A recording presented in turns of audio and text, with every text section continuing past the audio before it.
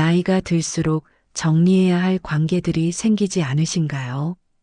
어떤 사람은 만날 때마다 마음이 불편하고, 어떤 사람은 연락이 올 때마다 피하고 싶어지고, 어떤 사람은 그냥 멀어지는 게 나을 것 같은데, 막상 끊으려니 쉽지가 않으시죠?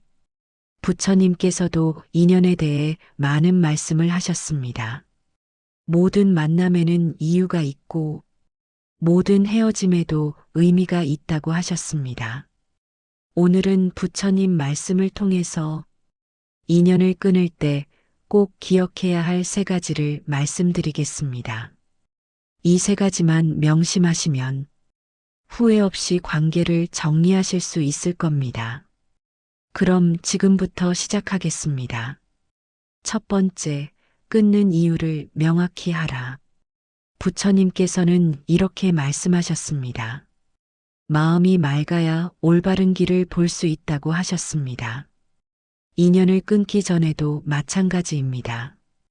마음을 맑게 하고 이유를 명확히 알아야 합니다. 부처님은 집착과 분별에 대해 많이 말씀하셨습니다. 좋은 것에 집착하는 것도 고통이지만 나쁜 것을 붙들고 있는 것도 고통이라고 하셨습니다. 나를 힘들게 만드는 관계를 계속 붙잡고 있는 것. 이것이 바로 고통을 자초하는 일입니다. 경전에 이런 말씀이 있습니다.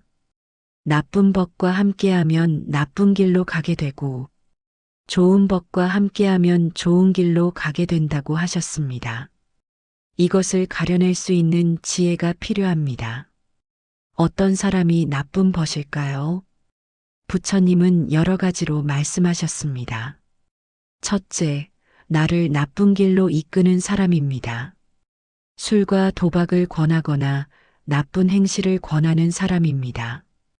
둘째, 달콤한 말로 속이는 사람입니다. 겉으로는 친절하지만 속으로는 나를 이용하려는 사람입니다. 셋째, 내가 힘들 때 외면하는 사람입니다. 필요할 때만 찾아오고 내가 어려울 때는 없는 사람입니다. 넷째, 나와 함께 타락하려는 사람입니다. 같이 잘못된 일을 하자고 부추기는 사람입니다. 이런 사람들은 벗이 아니라고 부처님은 말씀하셨습니다. 겉으로는 벗처럼 보이지만 실제로는 나를 해치는 사람들입니다. 반대로 좋은 벗은 어떤 사람일까요? 첫째, 내가 잘못된 길로 갈 때 막아주는 사람입니다. 둘째, 나를 진심으로 걱정해주는 사람입니다. 셋째, 내가 힘들 때 함께해주는 사람입니다. 넷째, 나와 함께 올바른 길을 가려는 사람입니다. 이런 사람들이 진정한 벗이라고 하셨습니다. 그러니 내 주변 사람들을 돌아보세요. 이 사람이 나를 올바른 길로 이끄는 사람인지 아니면 나를 괴롭히는 사람인지 살펴보세요.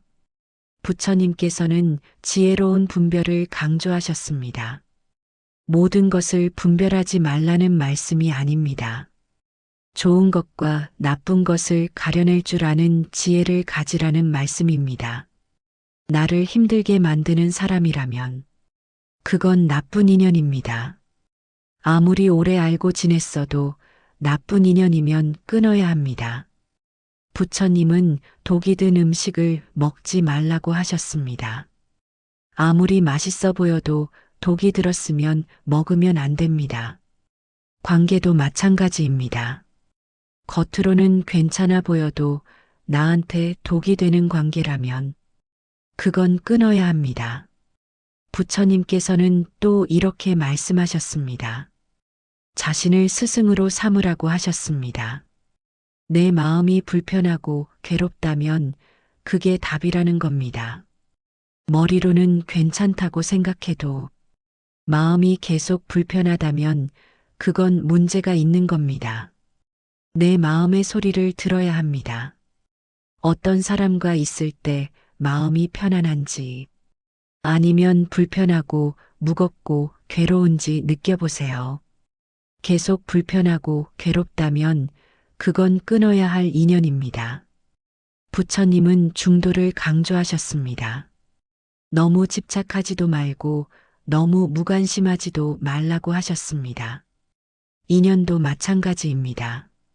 모든 관계를 다 끊으라는 게 아닙니다. 나쁜 관계를 분별해서 끊으라는 겁니다. 좋은 관계는 소중히 하고 나쁜 관계는 지혜롭게 정리하는 것. 이것이 부처님이 말씀하신 중도입니다. 그러니 먼저 마음을 고요히 하고 내 주변의 인연들을 살펴보세요. 이 사람이 나한테 어떤 영향을 주는지, 나를 괴롭히는지 아니면 평안하게 해주는지 지혜롭게 분별하세요. 부처님께서는 명상을 통해 마음을 들여다보라고 하셨습니다. 조용한 곳에 앉아서 눈을 감고 내 마음을 살펴보세요. 어떤 사람 생각을 하면 마음이 무겁습니까? 어떤 사람 생각을 하면 마음이 답답합니까? 그게 바로 답입니다. 마음이 무겁고 답답하게 만드는 사람. 그 사람은 끊어야 할 인연입니다. 이유를 명확히 알고 나면 결정이 쉬워집니다. 흔들리지 않게 됩니다. 부처님은 확고한 마음을 가지라고 하셨습니다.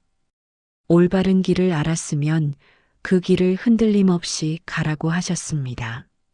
나쁜 인연을 끊기로 결정했다면 그 결정을 믿고 실행하세요. 이것이 첫 번째 가르침입니다. 부처님의 지혜로 나쁜 인연을 분별하고 끊는 이유를 명확히 하는 것입니다. 두 번째, 조용히 멀어져라. 부처님께서는 비폭력을 강조하셨습니다. 말로도 행동으로도 남을 해치지 말라고 하셨습니다. 인연을 끊을 때도 마찬가지입니다. 상대방을 해치지 않는 방법으로 멀어져야 합니다. 경전에 이런 말씀이 있습니다. 화난 말은 돌이킬 수 없는 상처를 남긴다고 하셨습니다. 한번 던진 돌은 다시 주울 수 없듯이 한번 뱉은 말은 다시 담을 수 없다고 하셨습니다. 그러니 감정적으로 말하지 말아야 합니다. 화가 나서 욕하고 상처 주는 말을 하면 그게 나중에 다 내게 돌아옵니다. 부처님은 업보에 대해 말씀하셨습니다. 내가 남에게 한 행동은 언젠가 나한테 돌아온다고 하셨습니다.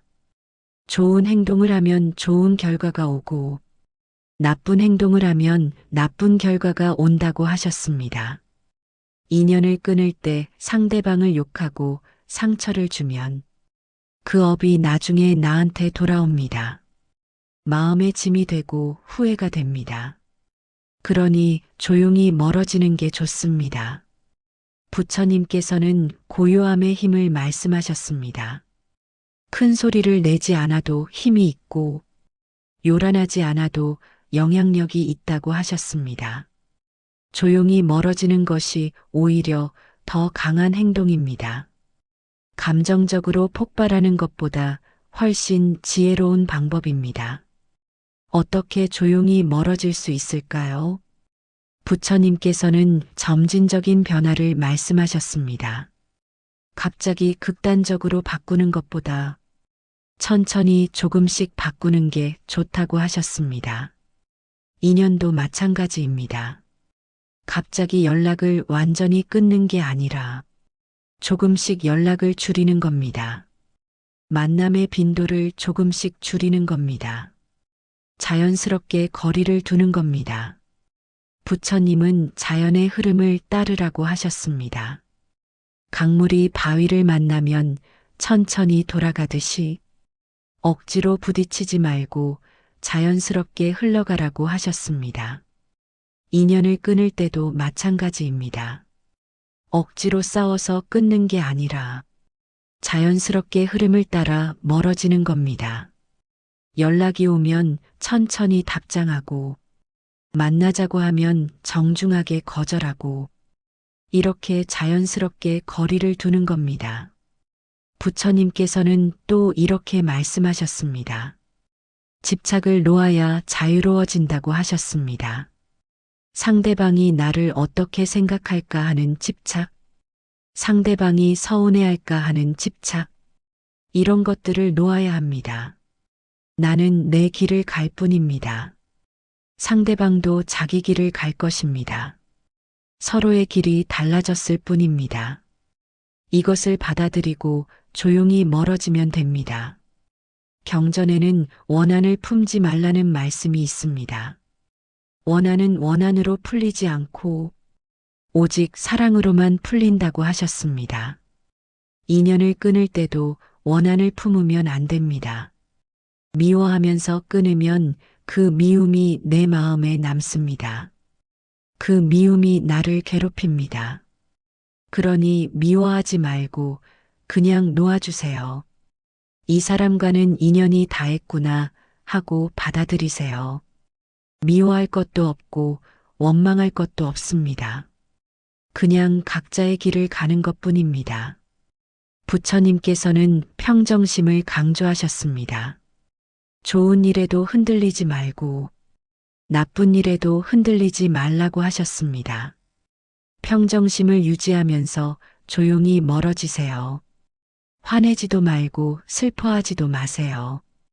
그냥 담담하게 받아들이고 멀어지면 됩니다. 부처님은 또한 말을 아끼라고 하셨습니다.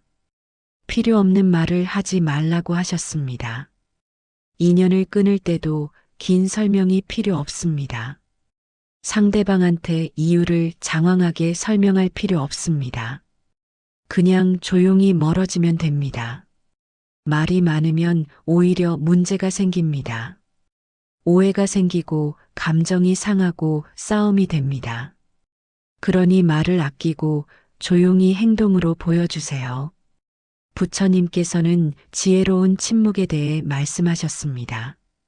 때로는 말하지 않는 것이 가장 좋은 답이라고 하셨습니다. 조용한 침묵 속에서 진리가 드러난다고 하셨습니다. 인연을 끊을 때도 마찬가지입니다. 많은 말보다 조용한 멀어짐이 더 명확한 메시지를 줍니다. 상대방도 알아차릴 것입니다. 억지로 설명하지 않아도 느낄 것입니다.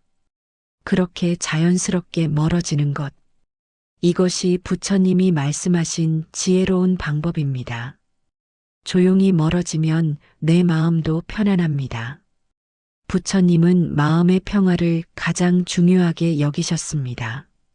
큰 싸움으로 끝내면 마음이 어지럽습니다. 하지만 조용히 멀어지면 마음이 고요합니다. 고요한 마음이 행복의 시작이라고 부처님은 말씀하셨습니다. 그러니 조용히 멀어지세요. 감정적으로 폭발하지 마세요. 비폭력의 정신으로 평화롭게 멀어지세요. 이것이 두 번째 가르침입니다. 부처님의 비폭력과 고요함의 정신으로 조용히 멀어지는 것입니다. 세 번째, 죄책감을 버려라. 부처님께서 가장 강조하신 것 중 하나가 바로 자비입니다. 하지만 많은 사람들이 자비를 잘못 이해합니다. 자비는 남한테만 베푸는 게 아닙니다. 나 자신한테도 베풀어야 합니다. 부처님은 이렇게 말씀하셨습니다. 온 세상을 다 살펴봐도 나보다 더 소중한 존재는 없다고 하셨습니다. 나를 사랑하는 것이 모든 사랑의 시작이라고 하셨습니다. 그러니 나를 힘들게 만드는 관계를 끊는 것은 나에게 베푸는 자비입니다. 그런데 우리 세대 사람들은 관계를 끊으려고 할 때 죄책감을 많이 느낍니다. 자식과 연을 끊으려 하면 나쁜 부모 같고 배우자와 헤어지려 하면 의리 없는 사람 같고 형제와 거리를 두려하면 폐륜 같은 느낌이 듭니다. 특히 우리 세대는 참고 견디는 것을 미덕으로 여기며 살아왔습니다. 힘들어도 참아야 하고 아파도 견디어야 하고 관계가 불편해도 유지해야 한다고 배웠습니다. 그래서 관계를 끊으려 할 때 엄청난 죄책감이 밀려옵니다. 내가 이기적인 건 아닐까? 내가 너무 냉정한 건 아닐까? 조금만 더 참으면 되는 건 아닐까?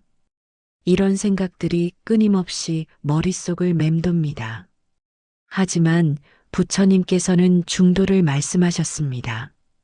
너무 조이지도 말고 너무 느슨하지도 말라고 하셨습니다. 관계도 마찬가지입니다. 어떤 관계는 유지해야 하지만 어떤 관계는 끊어야 합니다. 무조건 참는 것이 미덕이 아닙니다. 나를 파괴하면서까지 관계를 유지하는 것은 미덕이 아니라 집착입니다. 한 노인이 있었습니다. 그 노인에게는 아들이 하나 있었는데 그 아들이 술을 마시고 집에 와서 노인을 때렸습니다. 돈을 달라고 했고 주지 않으면 욕을 하고 물건을 집어던졌습니다. 노인은 그래도 참았습니다. 자식인데 어쩌겠습니까? 내가 낳은 자식인데 내가 참아야지. 이렇게 생각하며 10년을 견뎠습니다. 그런데 어느 날 노인이 쓰러졌습니다. 스트레스로 인한 뇌출혈이었습니다. 다행히 목숨은 건졌지만 한쪽 몸을 제대로 쓸 수 없게 되었습니다. 그제야 노인은 깨달았습니다. 내가 참는 것이 아들을 위한 것도 아니었고 나를 위한 것도 아니었다는 것을 말입니다. 부처님께서는 말씀하셨습니다. 자신을 섬으로 삼고 자신을 등불로 삼으라고 하셨습니다. 다른 사람이 아니라 자기 자신을 의지하라는 뜻입니다. 자기 자신을 보호하고 지키라는 뜻입니다. 관계를 끊는 것은 이기적인 것이 아닙니다. 자기 자신을 지키는 것입니다. 자기 존엄을 지키는 것입니다. 경전에는 이런 이야기가 있습니다. 한 여인이 남편에게 매일 맞으며 살았습니다. 그 여인은 참았습니다. 결혼했으니 참아야 한다고 생각했습니다. 그런데 어느 날 딸아이가 물었습니다. 어머니, 저도 결혼하면 맞으면서 살아야 하나요? 그 순간 여인은 깨달았습니다. 내가 참는 것이 딸에게도 나쁜 본보기가 되고 있다는 것을 말입니다. 그날 여인은 집을 나왔습니다. 그리고 새로운 삶을 시작했습니다. 죄책감을 느낄 필요가 없었습니다. 오히려 딸에게 용기를 보여준 것입니다. 부처님께서는 업에 대해 말씀하셨습니다. 우리가 하는 모든 행위는 결과를 낳습니다. 좋은 행위는 좋은 결과를 낳고 나쁜 행위는 나쁜 결과를 낳습니다. 그런데 자기 자신을 파괴하는 것은 나쁜 업입니다. 자기 자신을 지키는 것은 좋은 업입니다. 나를 힘들게 하는 관계를 끊는 것은 좋은 업을 짓는 것입니다. 죄책감을 느낄 필요가 전혀 없습니다. 오히려 당당해야 합니다. 어떤 사람들은 이렇게 말합니다. 그래도 부모가 자식을 버릴 수 있나요? 그래도 부부가 헤어질 수 있나요? 하지만 부처님께서는 말씀하셨습니다. 모든 관계는 인연입니다. 인연이 있어서 만난 것이고 인연이 닿으면 헤어지는 것입니다. 혈연이라고 해서 예외는 아닙니다.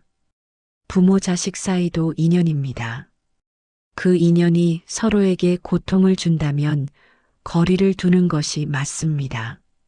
부처님께서는 이렇게 말씀하셨습니다. 어리석은 자와 함께 있느니 차라리 혼자 있는 것이 낫다고 하셨습니다. 나를 해치는 사람과 함께 있느니 차라리 혼자 사는 것이 낫다고 하셨습니다. 이것은 냉정한 말씀이 아닙니다. 현명한 말씀입니다. 자기 자신을 지키라는 말씀입니다. 나이가 들수록 우리에게 남은 시간은 줄어듭니다. 그 소중한 시간을 고통 속에서 보낼 이유가 없습니다. 죄책감 때문에 관계를 유지하는 것은 어리석은 일입니다. 나 자신을 먼저 생각해야 합니다. 나의 평안을 먼저 생각해야 합니다. 나의 행복을 먼저 생각해야 합니다. 이것은 이기적인 것이 아닙니다. 이것은 당연한 것입니다. 이것은 건강한 것입니다. 부처님께서는 사성제를 말씀하셨습니다. 고통이 있고, 고통의 원인이 있고, 고통의 소멸이 있고, 고통을 소멸하는 방법이 있다고 하셨습니다. 나를 힘들게 하는 관계는 고통입니다. 그 관계를 유지하는 것은 고통의 원인입니다. 그 관계를 끊는 것은 고통의 소멸입니다. 죄책감 없이 당당하게 끊는 것이 고통을 소멸하는 방법입니다. 또 어떤 사람들은 이렇게 말합니다. 주변 사람들이 뭐라고 하지 않을까요? 세상 사람들이 나를 나쁜 사람으로 보지 않을까요? 하지만 부처님께서는 말씀하셨습니다.